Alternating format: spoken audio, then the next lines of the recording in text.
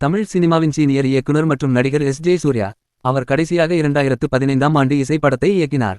அதற்கு பிறகு நடிப்பில் மட்டும் கவனம் செலுத்தி வந்த சூர்யா இப்போது மீண்டும் இயக்க தொடங்கியிருக்கிறார். அந்த வகையில் அவர் கில்லர் படத்தை இயக்கி வருகிறார். இந்நிலையில் பெரம்பூரில் நடந்த ஷூட்டிங்கில் பெரிய விபத்து நிகழ்ந்திருக்கிறது. கோலிவுட்டின் திறமை வாய்ந்த இயக்குனர்களில் ஒருவர் எஸ்.ஜே. சூர்யா. அவர் இதுவரை இயக்கிய வாலி, குஷி, நியூ, அன்பே ஆரியரே, இசை ஆகிய படங்கள் வெவ்வேறு ஜானரில் வந்தவை. அவற்றில் அன்பே ஆரியரே திரைப்படமும் இசை திரைப்படமும் தோல்வியை சந்தித்தாலும் வித்தியாசமான அட்டெம்ப்ட் என்ற பெயரை பெற்றன. விமர்சன ரீதியாக அந்த படங்கள் கொண்டாடப்பட்டன என்பது குறிப்பிடத்தக்கது. சூர்யாவை பொறுத்தவரை சினிமாவில் நடிப்பதற்காகத்தான் வந்தார். கால சூழ்நிலை அவரை இயக்குனராக மாற்றிவிட்டார். இயக்குனர் ஆனாலும் நடிப்பை விடாத அவர் ஒரு கட்டத்தில் முழுக்க இயக்கத்துக்கு முழுக்கு போட்டுவிட்டு நடிப்பில் மட்டும் கவனம் செலுத்தினார். இயக்கத்தில் எப்படி தரமான செய்கைகளை செய்தாரோ அதேபோல் நடிப்பிலும் பின்னியடிக்கிறார். பல படங்கள் ஹிட்டடித்திருக்கின்றன. பல படங்களை கைகளில் வைத்திருக்கிறார். அவர் என்னதான் நடித்தாலும் மீண்டும் இயக்க வேண்டும் என்பதுதான் ரசிகர்களின் ஆசையாக இருந்தது. அவர்களது ஆசைக்காகவும் தனக்காகவும் மீண்டும் இயக்குனராக இருக்கிறார் சூர்யா. அந்த வகையில் அவர் கில்லர் என்ற படத்தை இயக்கி வருகிறார். கில்லர் ஜானரில் இந்த படம் உருவாகும் என தெரிகிறது.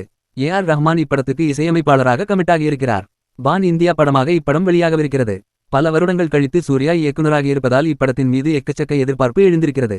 கண்டிப்பாக அவரது ட்ரேட் மார்க் ஸ்டைல் இந்த படத்தில் இருக்கும் என்றும் ரசிகர்களை நிச்சயம் ஆச்சரியப்படுத்துவார் என்றும் திரைத்துறையினர் நம்பிக்கையோடு கூறி வருகிறார்கள் என்பது குறிப்பிடத்தக்கது.